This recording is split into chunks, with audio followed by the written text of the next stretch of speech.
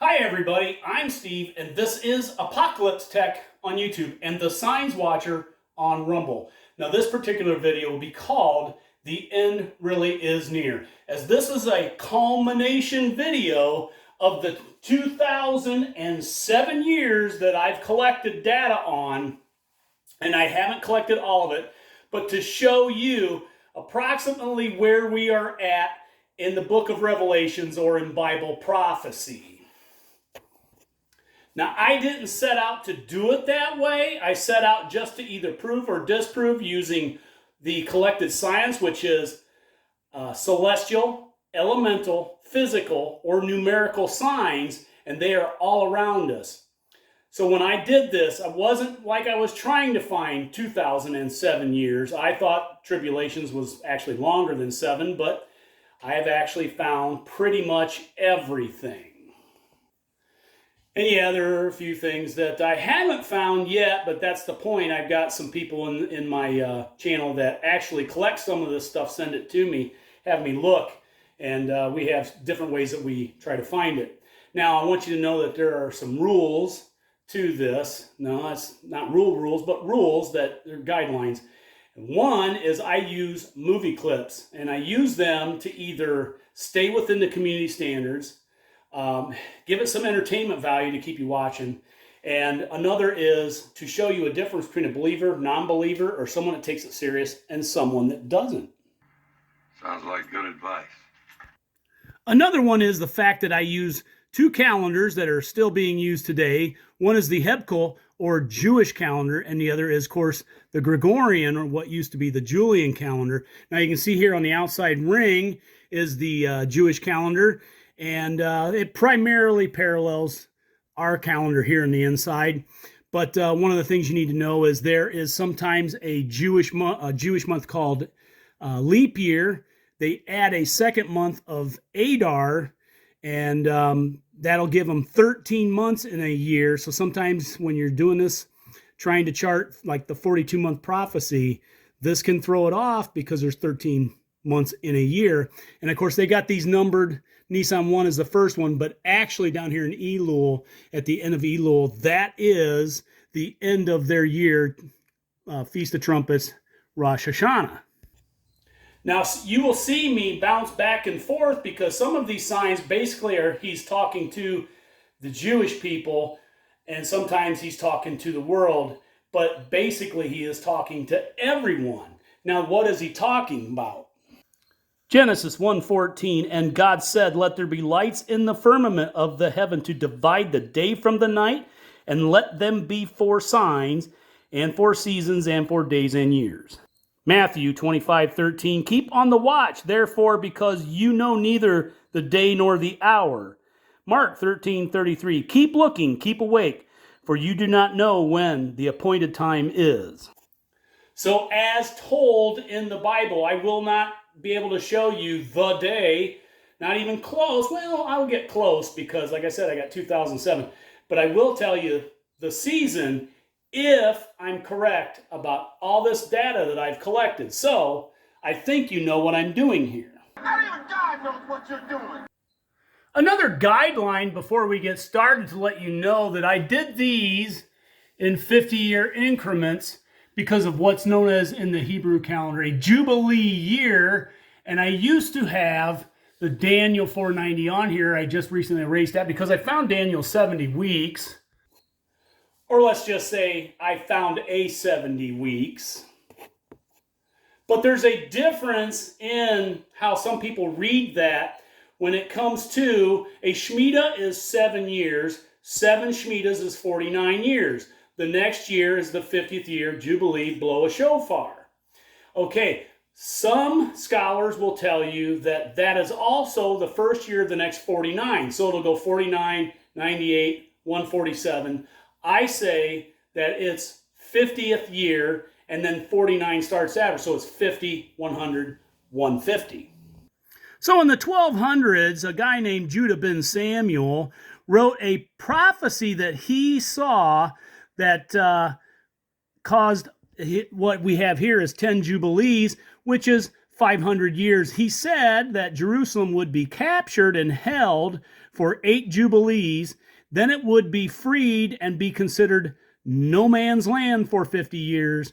And then the Hebrew would capture or take Jerusalem and make it their capital. That would be inconceivable. Now, I'm sure that there's already people that's already run or turned this off and ran away saying, oh, this is all Hebrew, or this is all... I'm sure they're going to say that, and I'm going to give them another reason to run, is because I also will use some stars that are used in Scripture. No, this is not astrology. This is astronomy. But there are some scriptures that point towards specific star or star alignments that I use. So, before anyone starts calling me some sort of voodoo witchcraft heretic, I just want you to know the opinion here is God speaks to all people. So as we get started on this board, we'll show you year 1, day 1 of the Gregorian, but it's also this point somewhere they believe was between 3761, 3771, or 3777, and I will show you what that is about.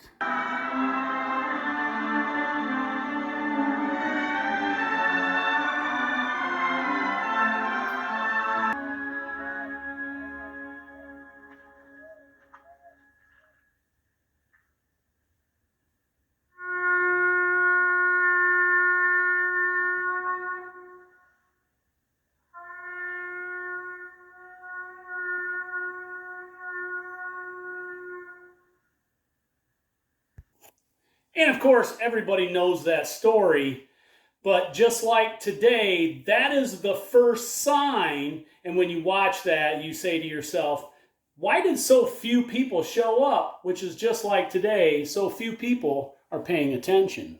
The other thing is blowing the shofar at the end, which started the 50-year jubilees, 50-year increments off that I told you about. But this is also when you go into the Jewish history, they will show you that Yeshua was born anywhere from 3761 to 3777. And I'm going to show you why I think it's 3777. Now, to confuse you further, there's a number of reasons why I show you this, because they called him Yeshua or even Yahashua or something to that effect, because almost all the language back then didn't have the letter J yet. The name of God, Jehovah. But in the Latin alphabet, Jehovah begins with an I. J.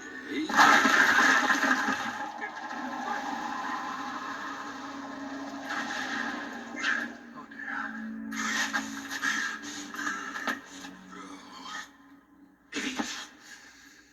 Latin Jehovah starts with an I. So 3777 really is the end of a Jubilee year. We had another star alignment 2,000 years from that point, and this was the Revelation 12 sign, and it was at the end of the year 5777. So now when we get to 2017, I will show you that sign, and again, that is directly from scriptures. One last thing you need to know about is the prophecy of 911. This place is cursed. Revelation 9:11, and they had a king over them, which is the angel of the bottomless pit. What is it with you and curses? This is why I told you that their Rosh Hashanah is here. So the 9th of Av would actually be, Av would be the 11th month, and the 9th day of it, 9th of Av, 911. You ain't happy without a good curse. But we also have our September 11th, and Europeans use the same calendar but place the month, the day first and the month second. So we have the 9th of November, 911. This is cursed. That is cursed. Give it a rest, will ya? So now as we start going down the calendar, we get to 33 AD, and this of course is the crucifixion of Jesus. and we have a large amount of set of signs. Matthew 27:45, and there was darkness lasting 3 hours during the crucifixion, is recorded in 3 of the Gospels. And I believe it quite possibly could be something like this: an eclipse. We will need all the help we can get. His powers are growing.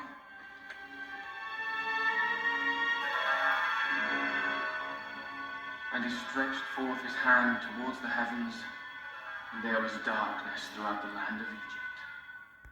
Now, this is the first set of what's known as a 4 blood moon tetrad. This was discovered by Pastor Mark Biltz, and NASA would show this happening 5 times in our history. But in this day, they would say Passover, they believe, was a pink moon, which is why I think there was also an eclipse, which would explain earthquakes and everything else that day.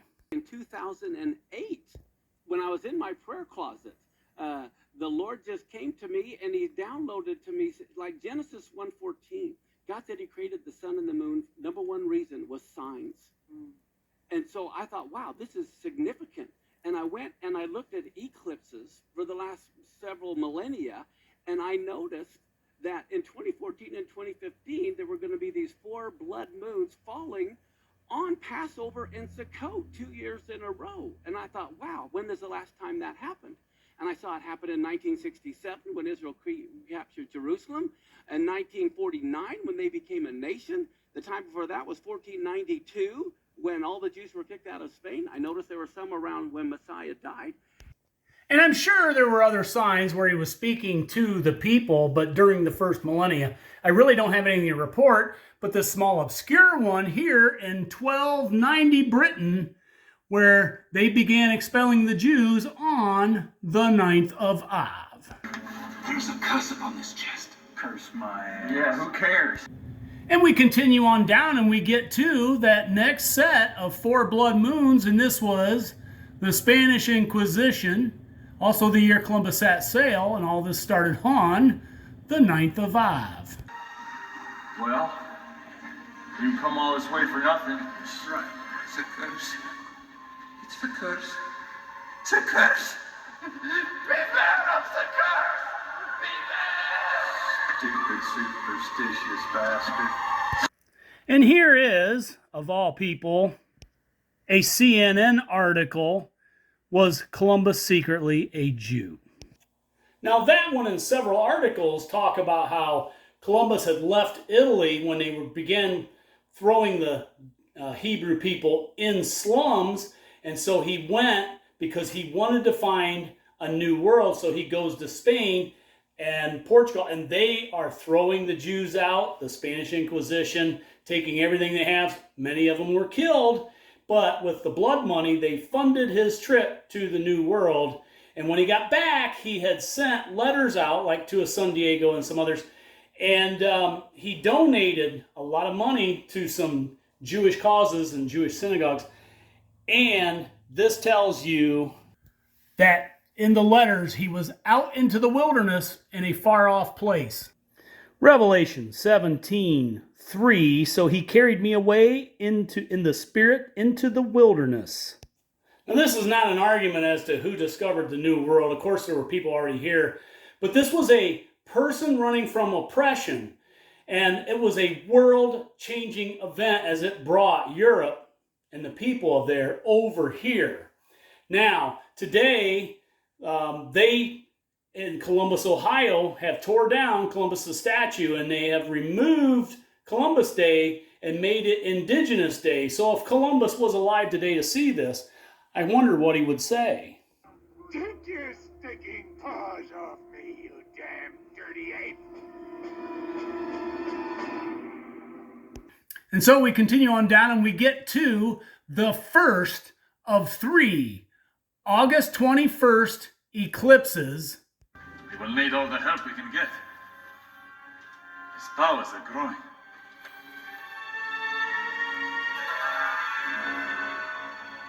And he stretched forth his hand towards the heavens, and there was darkness throughout the land of Egypt. This eclipse went from shore to shore, total blackout. Now, a total eclipse is different than a ring of fire or annular eclipse. This one, it completely blocks out the sun, which means the moon is closer to the earth on this path. And this one went shore to shore. Before the eclipse, the religion was somewhat scattered. Islam had already been introduced. But a times and a half a time after that eclipse, the Ottoman Empire had spread, which was part of the Judah ben Samuel prophecy where they had captured Jerusalem and were going to hold it for 400 years. Inconceivable. So as we continue on down and we get to the turn, nearly the turn of the century, and we get to World War I, and there is another eclipse across a continent on August 21st. We will need all the help we can get. His powers are growing.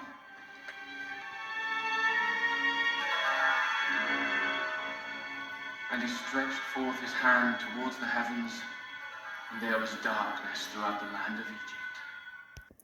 That's right. This was the second of 3 August 21st eclipses. This is a total eclipse, so it's a complete blackout. The moon is close to the earth, all the way down through Europe and even across Turkey and on out to the India subcontinent. Before that eclipse, the World War I had already started, but here is the basic structure of the countries, and a times and a half a time they changed. After you see how borders drastically changed, fascism came to Italy and Germany, and a Bolshevik revolution took place.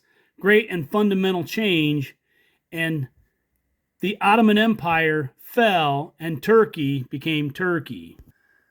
This First World War was started by an assassination of what's known as the Archduke Ferdinand, and that took place on the 9th of Av. There's a curse upon this chest. Curse my ass. Yeah, who cares? Now, of course, I believe this is the first trumpet. I really don't have any concrete evidence of that until I get to the second trumpet, but the second one will show you that this has to be the first.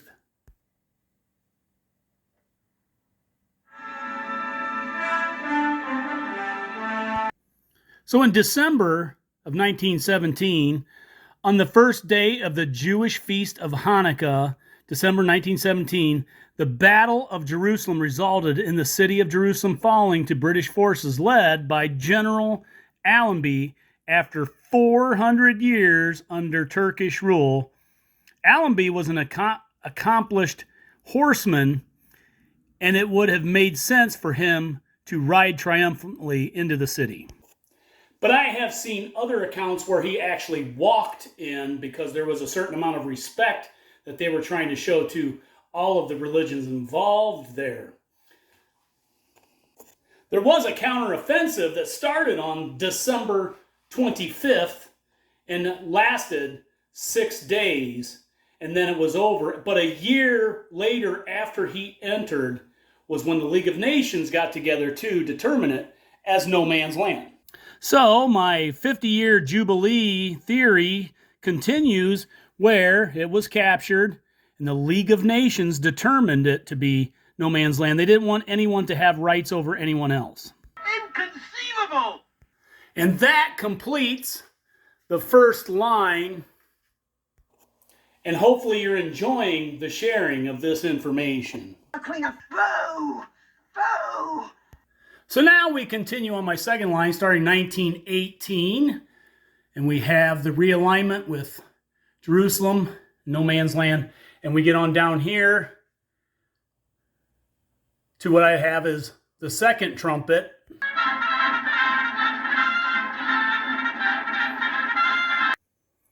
Revelation 8:8, and the second angel sounded as it were a great mountain burning with fire was cast into the sea, and a third part of the sea became blood, and a third part of the creatures which were in the sea and had life died, and a third part of the ships were destroyed. Now this article from the Daily Mail, ghostly ocean floor graveyard of hundreds of ships and planes make eerie memorial to World War II attack on Japanese Pacific base. Now we also had Pearl Harbor, and of course there was the German U-boats.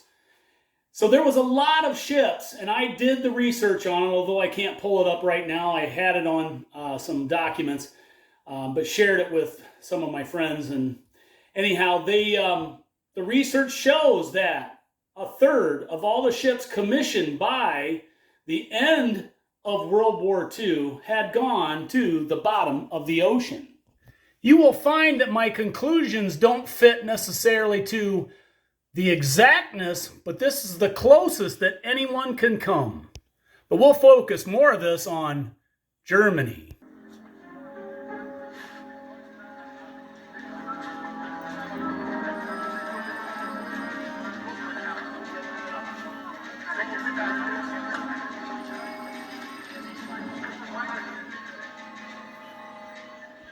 Nazis. I hate these guys. Now, I am by far not a prophet, by far. I'm just trying to pay attention. But in all of my videos I've been doing for a few years now, I keep saying that fascism is Satan's MO. What? And the rivers and waters of Egypt ran red and were as blood. He's here. Yes, and when I say he's here, I mean that I believe that he manipulated or even possessed Hitler because of the things that he did. And why I say I'm not a prophet of any kind, I'm just paying attention, but I just recently watched or listened to an interview of this Holocaust survivor who also follows the post World War II Germany and what they're doing. What happened with all the scientists and the doctors, and they came over here and obscurely mixed in with the research of the very things they did, like with Mengele.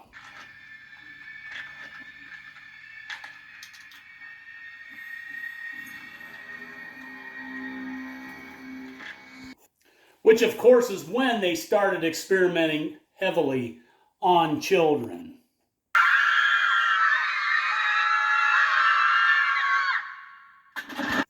Now, I'm not trying to make light of it, but you're going to see how all that transported over from there to here with that same interview that I heard on the Glenn Beck Show. During these dark days of Germany, we had a day known as Kristallnacht, which was the 9th of November. This place is cursed. What is it with you and curses? This was known as the Night of the Broken Glass, where they began rounding up the Jews in 1939 Germany. And another thing, the reason why I say that either Satan possessed or controlled Hitler was he opened up a number of these concentration camps, and several of them opened on the 9th of Av. You ain't happy without a good curse. This is curse. That is curse. Give it a rest, will ya? So many people will have these trumpets coming out at the 7th seal, but I'm just here to tell you what I have found through documentation, facts, and physical, celestial, elemental, physical, and numerical signs, and then I match it to scripture, because I did find some stuff on the seals that comes way later. So as we continue on down, and then we get to in 1946, under a blood moon, the birth of Donald Trump. America for Americans. The government must not interfere with business. Reduce taxes. Our national debt is something shocking. Over $1 billion a year. What this country needs is a businessman for president. And this, of course, took place exactly 700 years before Truman went into the UN and cast a vote making Israel a nation. Well, now, wouldn't you say that was a little coincidental? Following is the third recorded time of the blood moon tetrad And all of these all occurred over on Passover and Sukkot. And Sukkot is the Feast of Tabernacles. Now, to put another numerical point or sign over those occurrences, 70 years later, Trump moved the embassy to Jerusalem, and then he was 70 years, 700 days old. You must believe, boy. You must believe.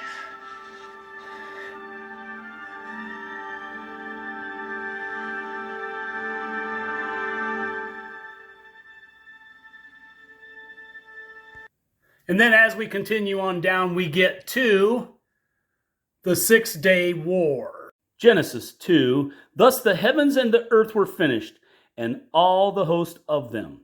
And on the seventh day God ended his work which he had made, and he rested on the seventh day from all his work which he had made. So you'll find that I have there's a few more 6-day periods and stuff that will be in here.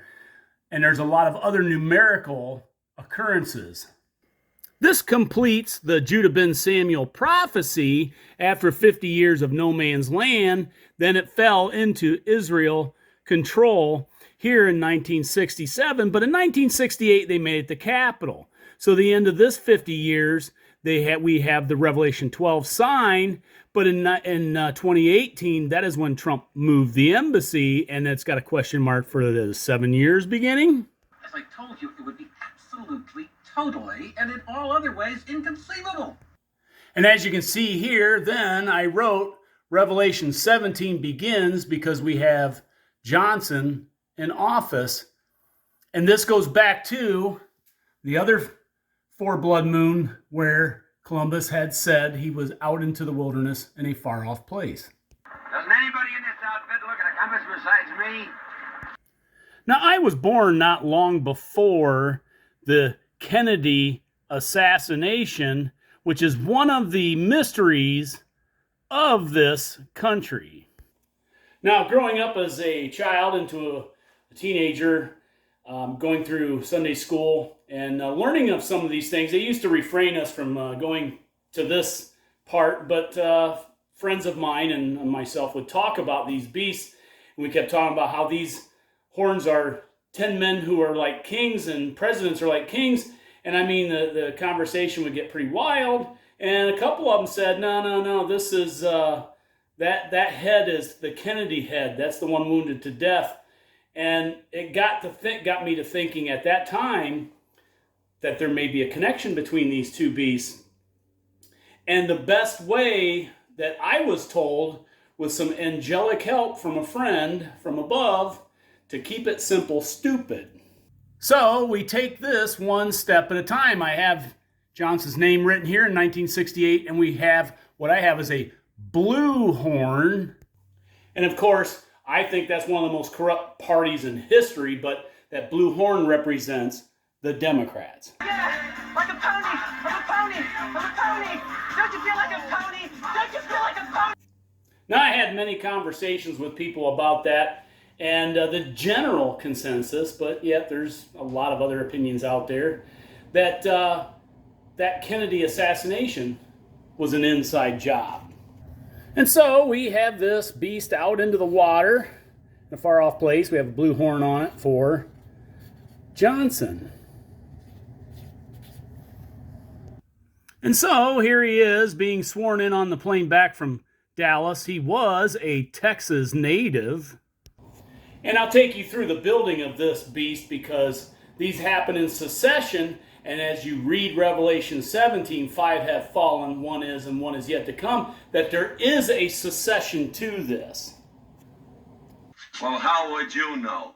But this is the beginning of this beast, so the head that would have started this was actually destroyed, which is where we get the maybe confusion or the hint to a revelation about this.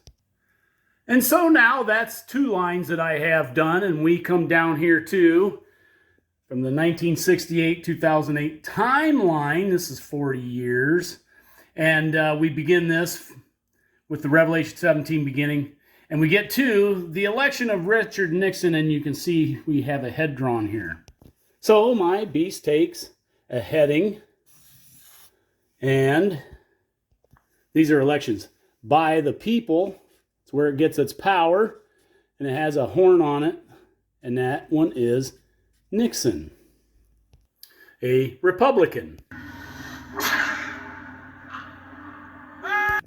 Yep, a lot of knives in the back from these guys, but he takes us off the gold standard. That's huge with what's going on today with the Fed, and he gets impeached, whether he was really guilty or not, doesn't matter, and we get to a secession here, and Ford comes in, but we don't have a head drawn because he was the vice president. So we add a second horn to that head, and that is Ford, a Republican. Now, commitment and promises are a big deal, especially if you make them in a church. But when you make them according to what God's, say, future kingdom is going to be in a sacred land, that's a big deal, which is why I think it has such disdain for this beast, as none of them would recognize Israel. And then we get down here, 77, we get the election of Jimmy Carter, and we have a head drawn. So my head grows another, or my beast grows another head here. Election by the people. It's where it gets its authority. And we put a blue horn on it for the Democrat Carter. Yeah, like a pony. I'm a pony. I'm a pony. Don't you feel like a pony? Don't you feel like a pony? But he doesn't recognize Jerusalem as the capital. Only 4 short years for him. And we get to the election of Republican Ronald Reagan. Now, I know many of you liked Reagan. I liked Reagan. But when you promise to recognize Jerusalem and fail to do so, that is a big deal. So my beast takes yet another heading. Election by the people, where it gets its authority, and we put a horn on this for Reagan.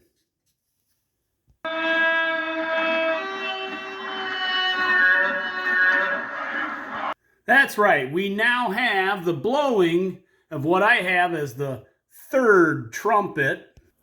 Revelation 8:10, and the third angel sounded, and there fell a great star from heaven, burning as it were a lamp, and it fell upon the third part of the rivers and upon the fountains of the waters. And the name of the star is called Wormwood, and a third part of the waters became wormwood, and many men died of the waters because they were made bitter. Now, these trumpets are about man's pursuit of destroying itself, and quite often it involves a lot more than just a single nation, but many nations. And so we see here mugwort. Chernobyl is a Ukrainian name for mugwort, which is a species of the Artemisia known as common wormwood. Now, that doesn't even come close to fulfilling the third part of the waters and the third part of the land. But if you consider the fact that when this was written, that 5 continents, if you include Asia, had yet to be discovered. But what this does fulfill is nuclear power is the power of the sun. The sun is a star, and that one fell. And then we continue on down and we get to the election of George H.W. Bush. But there's no new head for this Republican because we continue in that same direction. So we put another horn on it. And this is for George H.W. Bush. But as you see right here, certainly after he was elected, before Reagan was out, we have what in my opinion, was the fourth trumpet, and it is the collapse of the Soviet Union. And here is the lame duck President Reagan at the Berlin Wall demanding that Gorbachev tear down this wall. Now, I have it for a trumpet because multiple nations are really involved in this, and this is a world-changing event. taking the USSR back to the scriptural Russia. And when he spoke at the wall, this was the 9th of November. There's a curse upon this chest. Curse my ass. Yeah, who cares? Now, again, I don't have a whole lot of data out of that to fit the actual scripture, so this is open to interpretation. But based on what I have, a lot more evidence for the next trumpet I have, that must be some event with the one sign of the 911 in it, making it that trumpet. So, during the Bush years, we quickly come to what I have for the 5th trumpet.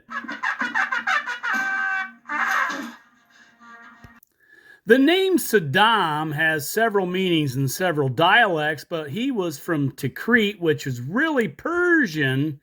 And so the meaning of it is a powerful collider, and his mother named him after her problems with her birth. Now, she had already lost, I think, one child, and she felt that this was some sort of prophetic type birth, but doctors, because she was having problems, wanted to basically abort it. And she went to some Jewish doctors in the Baghdad area, and they helped bring him forth. And so she named him Saddam, which means what she meant was to collide, causing great destruction after the birth pangs that she was having. So he would be known as the Destroyer. Revelation 9, and the 5th angel sounded, and I saw a star fall from heaven unto the earth, and to him it was given the key to the bottomless pit. And he opened the bottomless pit, and there arose a smoke out of the pit, as a smoke of a great furnace. And the sun and the air were darkened by reason of the smoke of the pit.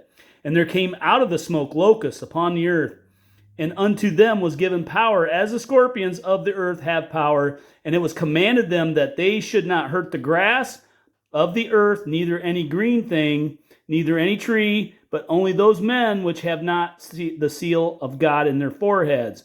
And to them it was given that they should not kill them, but they should torment the 5 months.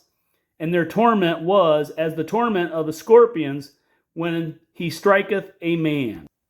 And in those days shall men seek death, and shall not find it, and shall desire to die, and death shall flee from them. Now, that's a lot of scripture for what appears to be somewhat historically insignificant. But there was a few things that you should know. He amassed his troops on the Kuwait border, and the day after, when he went in, the day after was the 9th of Av. Well, you come all this way for nothing. That's right. It's a curse. It's a curse. It's a curse. Beware of the curse! Beware! Stupid, superstitious bastard. So here it is, August 2nd, he invaded, went in, and he was there 5 months when the bombing started of Baghdad. And Iraq at that time had, I think, the 3rd most tanks in the world and a lot of helicopters, so that's where you can get that sound of many locusts. And when he had left, a great smoke came out of that, could be seen from the heavens. Now, at that time, Saddam had been rebuilding the ancient city of Babylon, and so many people will say that's the area where the mystery Babylon will come in, but it's a mystery, and we're going to continue on with what I have. So, as you see, I have Revelation 9 beginning, Revelation 8 ending, and we get to the election of Bill Clinton. Like a pony! I'm a pony! I'm a pony! Don't you feel like a pony? Don't you feel like a pony? So my beast goes into another direction.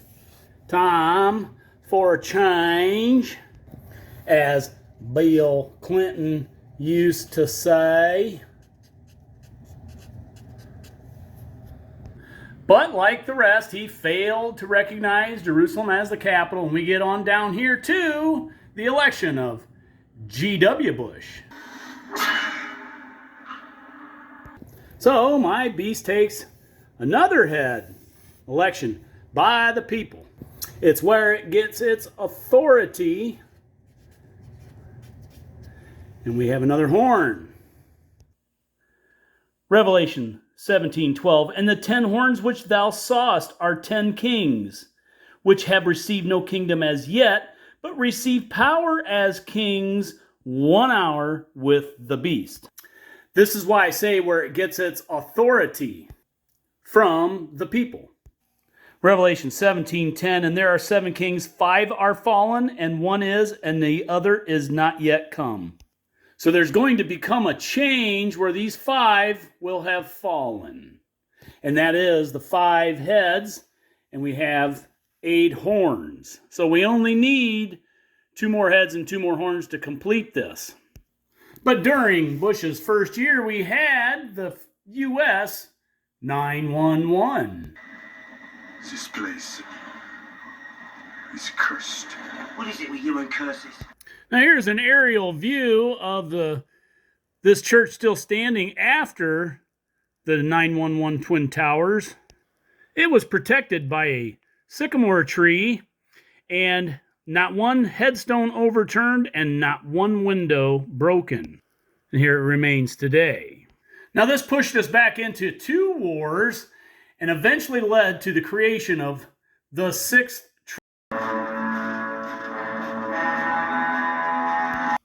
Revelation 9:13, and the 6th angel sounded, and I heard a voice from the 4 horns of the golden altar, which is before God, saying to the 6th angel which had the trumpet, loose the 4 angels which are bound in the great river Euphrates.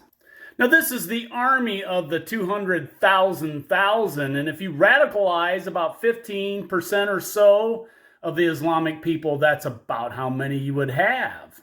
As we see here, the river Jordan flowing through, or the river Euphrates flowing through, but we have the 4 angels here, which would probably be Turkey, Jordan, Iraq, and Syria.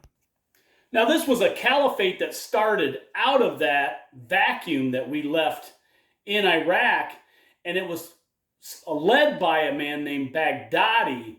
And it had a lot of influence, and it had a lot of influence worldwide, although some countries, Muslim countries, supported, and many of them didn't. And we had 2 names for it, which was ISIS and ISIL. ISIS would be the Islamic State of Iraq and Syria, and ISIL would be the Islamic State of Iraq and the Levant, which would include Israel. But here's what the ISIS-ISIL influence was pretty much on the worldwide map. Now I know today the river Euphrates is drying up, and that's a prophecy sign, so a lot of people believe that 200,000 army is yet to come, and that could be, but what I have here is a factual account of that, because at one time there was a dam built on the Euphrates by Saddam, and when the ISIS had gotten there, they actually changed that to start drying up that river. And so now we've completed 3 lines of my timeline board up to from year 1 to 2008. So this timeline starts off with a numerical sign. This was a stock market crash, and it involved a drop of 777.68 points on the Feast of Trumpets. So this is one of my numerical signs of things yet to come. Now at that time, the country was definitely split, as we had been attacked and defended ourselves, but then again, there was people that were accusing us of it, trying to get away from that. So this little stock market crash had a great deal of influence over who was going to win that presidency, which led to somewhat of a famous speech. We are 5 days away from fundamentally transforming the United States of America. Which led to the election of Barack Obama.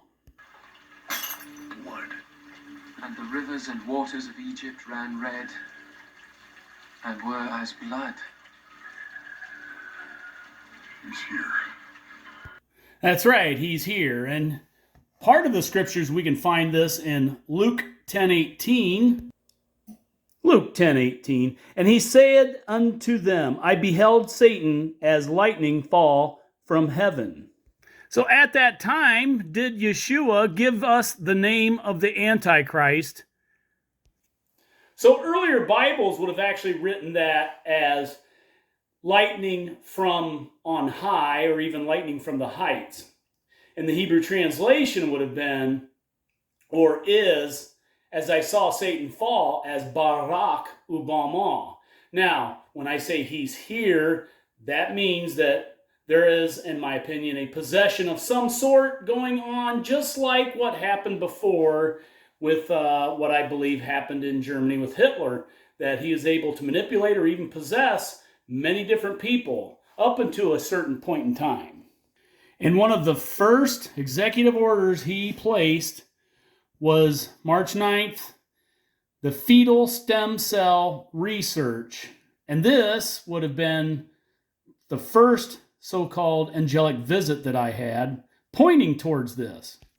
As I told you earlier about the so-called smoking gun evidence of all these doctors from Nazi Germany and some of the Texan scientists that came over and have been in an obscure life, we have evidence of this so-called, in my opinion, a rebirth of a man coming to power and manipulating all this stuff. And all the executive orders that he signed during his reign, a lot of them were medical or even technological. So my beast takes another head. This was an election by the people. And we put a blue horn on it. And this is Obama. Revelation 17:10, and there are 7 kings, 5 are fallen, and 1 is. So benefiting from the medical and technological things that we brought in, we begin this era. And like I said, a lot of it has to do with of his executive orders were medical or technological.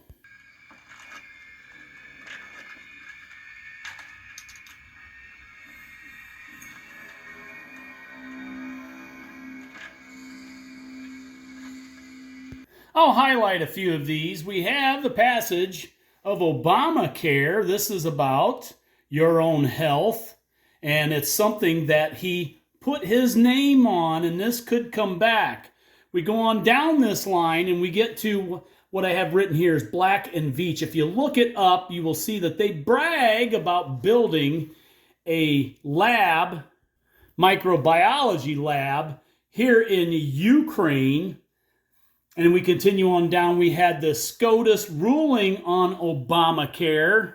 Now, this is important because the Supreme Court ruled, and the Obama administration had wanted them to go this way, that anything created in a lab could be patented, but the human DNA could not be patented.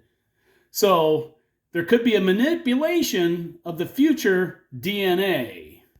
Then, of course, we had his re-election campaign and some manipulation that happened in Libya with Benghazi on September 11th. This is cursed. That is cursed. Give it a rest, will ya? Now, Bush had already gotten enacted the war on terror, and that was still in place when he came in. So his foreign policy was just that: bomb anything and everything and kill anyone and everyone, which he did get to Osama bin Laden. But one of the things that he did was he took out Gaddafi, and there's a lot of story behind it. I'm not going to get into that here, but there's a lot of story behind, because Gaddafi had come to the table and was making reparations for the Lockerbie bombing and getting himself back into the world market, and he was making a lot of money.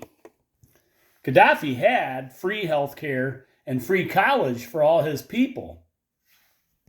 But as we continue on down, we get to the DARPA Brain Initiative, passed and signed. the SCOTUS ruling on patents for the DNA. And then we get to what his real only foreign policy that they had started and got in was the Iran peace deal. Because then after that, my next set of a blood moon tetrad, this one with an eclipse on Nisan 1 in the middle. So my signs and my timelines begin to take off the last 4 years of his presidency. Now these things have a lot of connections to them, and hopefully I'll be able to keep this straight and be able to revisit what all these timelines are as we get towards the end and we get to the election of Donald J. Trump. Lord bless us, this is going to be a great day. On the night that it was announced that he won, that was Benjamin Netanyahu's And just like that, the fight's on. 7th year, 7th month, 7th day in office. And this election was when it was finished the next day, that was the 9th of November. Well, you come all this way for nothing. That's right. It's a curse. It's a curse. It's a curse. Beware of the curse. Beware. Stupid, superstitious bastard. And that's exactly the reaction the libtards had when he won. Now, there was a couple more executive orders in the lame duck session that he had signed, and then Congress had passed this 21st Century Cures Act, the National Cures Act, and this wasn't going to kick off until April 5th of 2021, which is kind of odd because it's like 4 years later or even longer. But then on Trump's first full day in office, he was 70 years, 7 months, 7 days old, and that's why I say about these numerical signs. We also had the passage of UN Resolution 2334 get passed, and all of these things are connected in one big timeline, like I said, as everything begins to tick off, because we're getting towards the end of my 2,000 years. So my beast takes its final 7th head, and we put a horn on it, and that's Trump. Interesting name, because Mike Pence's last name is plural for repent.